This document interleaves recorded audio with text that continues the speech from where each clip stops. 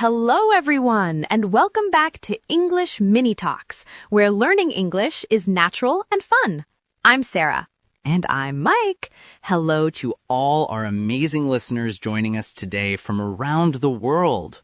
Mike, you look like you're ready for something. Are you excited about today's episode? Oh, I am so excited, Sarah. Actually, I just got back from a winter trip last week, and I have the funniest story to tell you. Oh no, what happened? Well, I planned this whole weekend getaway to the mountains. Beautiful resort, snow everywhere, perfect weather. I packed my suitcase so carefully, or so I thought. Uh-oh, I can already tell where this is going. I arrived at the resort, opened my suitcase, and guess what I forgot? Your jacket? Worse. I forgot my gloves, my hat, and my scarf. Basically, everything I needed to bundle up. Bundle up. That's when you dress warmly by wearing many layers of clothing. You need to bundle up in winter or you will freeze. Exactly. And I definitely did not bundle up properly because I forgot half my winter gear. So, what did you do? Did you just stay inside the whole time? No way. I went to the resort gift shop and spent way too much money on new gloves and a hat. They were so expensive, Sarah, like 3 times the normal price. That's a resort for you. Everything costs more. But hey, at least you learned something for next time. I did. Always double check your packing list, which is actually perfect because today we're talking about winter vacation in English. That's right. Today's topic is all about winter vacation. How to talk about your winter plans, where you want to go, what activities you want to do, and how to describe your experiences. Before we dive into this frosty topic, we want to ask our listeners for a small favor. Yes, if you're enjoying and these conversations are helping you improve your English, please hit that subscribe button. And give this episode a thumbs up. It really helps other English learners discover our channel. Share this with your friends or classmates who are learning English too. Learning together is always more fun. Thank you so much, everyone. Okay, Sarah, let's talk about winter vacation. First things first, where do you like to go during winter break? That's a great question. I'm actually torn between 2 types of vacations. What do you mean? Well, some people love going to cold, snowy places during winter. Mountains, ski resorts, places with lots of winter activities. Right. That's the classic winter vacation. But other people, like my sister, want to escape the cold completely. They go to warm beaches, tropical islands, anywhere with sunshine. Ah, so they're running away from winter. Exactly. They want to trade their snow boots for flip-flops. I understand both sides, honestly. So which type are you? Snow lover or sun seeker? I think I'm more of a snow lover. There's something magical about being in the mountains during winter. Everything is white and quiet. The air is so fresh and crisp. Crisp. That means the air is cold, clean, and refreshing. It has a sharp, fresh quality to it. Yes, mountain air in winter is incredibly crisp. It wakes you up immediately when you step outside. I totally agree. I love that feeling. So, Sarah, when you go to the mountains for winter vacation, what do you actually do there? Well, I'm not a big skier, but I love other winter activities. Ice skating is probably my favorite. Ice skating. That's fun. Are you good at it? I'm okay. I don't fall down too much anymore. What about you? Do you ski? I've tried skiing a few times, but I'm not very good. I'm much better at snowboarding. Oh, you snowboard? That's impressive. I wouldn't say impressive. I can go down the beginner slopes without falling. That's about it. Hey, that's still good. At least you can hit the slopes. Hit the slopes. That's a common phrase we use. When you hit the slopes, it means you go skiing or snowboarding down the mountain. Right. You might hear someone say, "Let's hit the slopes early tomorrow morning before it gets crowded." Exactly. Sarah, let me ask you something. What's the most important thing to pack for a winter vacation? Oh, that's easy. Layers. You need to pack layers of clothing. Layers. Can you explain that for our listeners? Sure. Layers are multiple pieces of clothing that you wear on top of each other. Instead of wearing one thick jacket, you wear several thinner pieces. Why is that better? Because you can adjust. If you're outside in the cold, you wear all your layers. But if you go inside a warm building, you can take some layers off. You have more control over your temperature. That's smart. So, what would be a good layering system?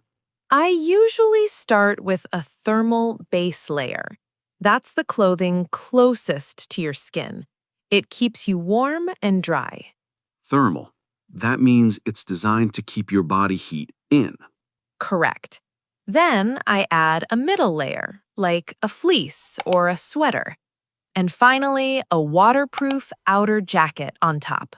Waterproof is important. You don't want snow melting and soaking through your clothes. No, you don't. Being cold is bad, but being cold and wet is miserable. Speaking of being cold, have you ever heard of wind chill? Oh, yes. Wind chill is so important to understand. The temperature might say it's 0 degrees, but with the wind, it feels much colder. Right. Wind chill is how cold the air feels on your skin when the wind is blowing. The wind makes it feel colder than the actual temperature. Exactly. So when you're planning a winter vacation, don't just look at the temperature. Check the wind chill factor too. Good advice. Now, Sarah, you mentioned you're not a big skier. What do you do at a winter resort if you're not skiing all day? There are so many other things to do. Sledding is super fun and easy. Sledding. That's when you slide down a snowy hill on a sled, right? Yes, you sit on a sled, which is like a flat board or a small vehicle, and you slide down the hill. It's exciting and anyone can do it. I used to go sledding all the time as a kid. It's thrilling. It is. And if you want something more relaxing, some winter resorts have hot springs. Hot springs. Those are natural pools of hot water heated by the earth, right? Exactly. Imagine sitting in hot, steamy water while snow is falling around you. It's an amazing experience. That sounds incredible. I've never been to a hot spring, but it's on my bucket list. You should definitely try it. It's very relaxing. You just soak in the warm water and all your stress melts away. That's a great way to unwind after a day of activities. Unwind. That's a useful word. When you unwind, you relax and release stress. You let go of tension. Yes, winter vacation is the perfect time to unwind. You're away from work, away from your normal routine, just enjoying life. I need that. Work has been stressful lately. We all need it. Mike, what about indoor activities? Sometimes the weather is too harsh to go outside. That's true. You can get snowed in. Snowed in. That's when there's so much snow that you cannot leave the building. You're stuck inside until the snow stops or someone clears the roads. Right. I got snowed in once at a cabin in Colorado. We couldn't drive anywhere for 2 whole days. What did you do? Did you go crazy? Did you get cabin fever? Cabin fever. That's when you feel restless and irritable from being indoors for too long. You start to feel trapped and bored. Exactly. So did you get cabin fever? Actually, no. We had prepared for this possibility. We brought board games, cards, books, and lots of food. That sounds nice, actually. It was surprisingly fun. We played games for hours, read by the fireplace, and just talked. No phones, no internet, just quality time together. That's what I'm talking about. Sometimes being snowed in can be a blessing in disguise. It really can. We told stories, made hot chocolate, and watched the snow fall through the windows. It was peaceful. Hot chocolate. That's essential for winter vacation. Oh, absolutely. You cannot have a proper winter vacation without hot chocolate. What do you put in yours? Just the classic hot chocolate with marshmallows on top. Sometimes I add whipped cream if I'm feeling fancy. Whipped cream on hot chocolate is delicious. I like to add a candy cane sometimes. You can stir your hot chocolate with the candy cane, and it adds a minty flavor. That's a great idea. I'll have to try that. Speaking of food, Sarah, what other foods do you associate with winter vacation? Comfort food. All the warm, hearty meals that make you feel satisfied and happy. Like what? Soup, stew, chili, pasta dishes, roasted meats. Food that fills you up and warms you from the inside. Yes, after a cold day outside, coming inside to a hot bowl of soup is perfect.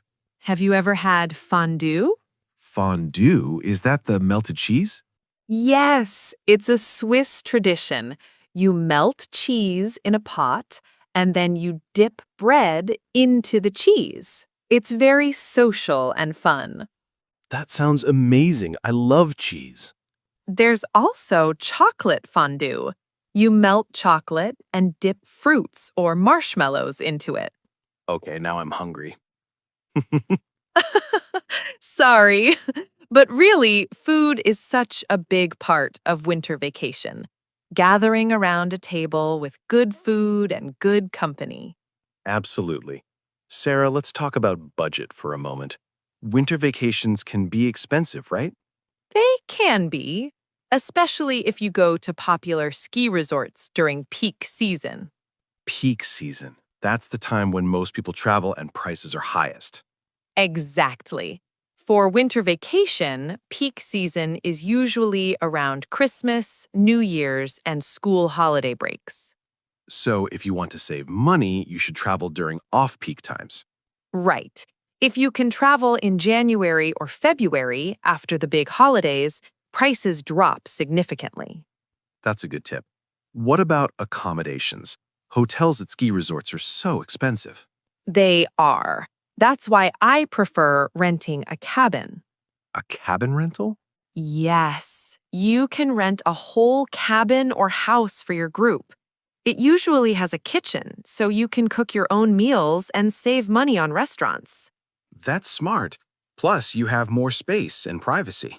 Exactly. And cabins are often located off the beaten path. Off the beaten path. That's an interesting phrase. What does it mean? It means away from the popular tourist areas, a place that's quieter, less crowded, and more secluded. So you get a more authentic, peaceful experience. Yes. Instead of a big commercial resort, you're in a small cabin surrounded by nature. I like that idea. It sounds more intimate and personal. It is. You wake up, look out the window, and see nothing but trees and snow. It's beautiful. Sarah, do you take photos during your winter vacations? Oh, yes. Winter is one of the best times for photography. Why is that? The snow creates this clean, white background. Everything looks magical. The way sunlight reflects off the snow, the icicles hanging from tree branches, the footprints in fresh snow. Icicles. Those are the long, pointed pieces of ice that hang down from roofs and branches. Right. They're formed when water drips and freezes. They look like sharp spikes made of ice. They're beautiful, but also a little dangerous if they fall. True, but they make great photo subjects. I also love taking photos of snow-covered mountains at sunset. The sky turns pink and orange, and it reflects on the white snow. That sounds stunning. Do you share these photos on social media? I do, but I try not to spend too much time on my phone during vacation. That's important. It's good to unplug sometimes. Unplug. That means to disconnect from technology and be present in the moment. Right. Put your phone away, stop checking emails, just enjoy where you are and who you're with. Exactly. It's hard to do because we're so used to our phones, but it makes the vacation more meaningful. I agree. I try to have phone-free hours during vacation, maybe in the morning or during meals. That's a good compromise. You still capture memories with photos, but you're not glued to your screen the whole time. Speaking of memories, Sarah, do you keep a travel journal? I've tried, but I'm not very consistent with it. Do you? Sometimes. I like to write down funny moments or interesting things that happened. It helps me remember the trip better. That's a nice idea. Years later, you can read your journal and relive those moments. Exactly. Photos are great, but words can capture feelings and thoughts that photos cannot. That's true. Maybe I should start journaling again. You should. Even just a few sentences each day. Today we went sledding. Mike fell down 5 times. It was hilarious. Hey, I would write that. That's worth remembering. Sarah, let me ask you something. Do you prefer traveling with a big group or just a few people during winter vacation? That's a tough question. Both have advantages. What do you mean? Well, a big group is more lively and fun, more people to play games with, more laughter, more energy. But it can also be chaotic and harder to coordinate. Exactly. With a big group, someone always wants to do something different. It's hard to keep everyone happy. True. Small groups are easier to manage. Yes, with just 2 or 3 people, you can be more flexible. You wake up, decide what you want to do that day, and just do it. No long discussions or debates. I like both depending on my mood. Sometimes I want the social energy of a big group. Other times I just want peace and quiet with 1 or 2 close friends. Same here. I think the key is choosing the right people to travel with. Absolutely. You want people who have a similar travel style. Some people like to plan every minute, others prefer to be spontaneous. Spontaneous means doing things without planning, just going with the flow and making decisions in the moment. Right. I'm more spontaneous. I don't like strict schedules on vacation. I'm a mix. I like having a loose plan, but being open to changes. That's probably the best approach. Have some ideas, but stay flexible. Exactly. You don't want to waste time wondering what to do, but you also don't want to feel pressured by a tight schedule. Well said. Sarah, what's the best winter vacation you've ever had? Oh, wow. Let me think. I had an amazing trip to Vermont a few years ago. Vermont. That's in the northeastern United States, right? Yes, it's famous for its beautiful mountains and small, charming towns. We stayed in a little bed and breakfast. A bed and breakfast. That's a small hotel, usually in someone's home where they serve breakfast in the morning. Right. It was run by a lovely older couple. They made fresh pancakes every morning and gave us recommendations for places to visit. That sounds wonderful. Much more personal than a big hotel. It was. We went ice skating on a frozen pond, visited a maple syrup farm, and drank hot cider at a local cafe. Hot cider. That's like hot apple juice with spices, right? Yes, it's sweet and warming, perfect for cold weather. That trip sounds perfect. Very peaceful and authentic. It really was. What about you, Mike? What's your best winter vacation memory? Mine was in Lake Tahoe in California. It's right on the border between California and Nevada. I've heard Lake Tahoe is beautiful. It's stunning. The lake is this deep blue color surrounded by snowy mountains. We went in January, and it was freezing, but so beautiful. What did you do there? We tried snowshoeing for the first time. Snowshoeing? What's that? You wear special shoes called snowshoes. They're big and flat, and they help you walk on top of deep snow without sinking. Oh, that's clever. So you can hike through areas with deep snow. Exactly. We hiked through the forest, and everything was so quiet, just the sound of our footsteps crunching in the snow. That sounds peaceful. It was meditative. You're moving through this winter wonderland, breathing fresh air, surrounded by nature. It cleared my mind completely. I need to try snowshoeing. It sounds like a great way to exercise and enjoy nature at the same time. You should. It's not difficult, and almost anyone can do it. I'm adding it to my winter bucket list. Speaking of bucket lists, what's a winter destination you haven't been to but really want to visit? Iceland. I really want to see the northern lights. The Northern Lights. Those are the beautiful colored lights in the sky in northern regions, right? Yes, they're also called the aurora borealis. It's a natural phenomenon where the sky lights up with green, purple, and blue colors. It looks magical. I've only seen pictures, but they look unreal, like something from a fantasy movie. I know. I've heard that winter is the best time to see them because the nights are longer and darker. Iceland would be incredible. What about the hot springs there? I've heard they're famous. Yes, the Blue Lagoon is a huge outdoor hot spring. People bathe in the warm water while surrounded by snow and volcanic rocks. That's on my bucket list too. Maybe we should plan a trip together. That would be fun. We could do a live episode from the Blue Lagoon. While trying not to drop our recording equipment in the water. Okay, maybe not. But seriously, listeners, we want to hear from you now. Yes, we have a little challenge for everyone today. We want you to leave a comment below and tell us about your winter vacation plans or a winter vacation memory you love.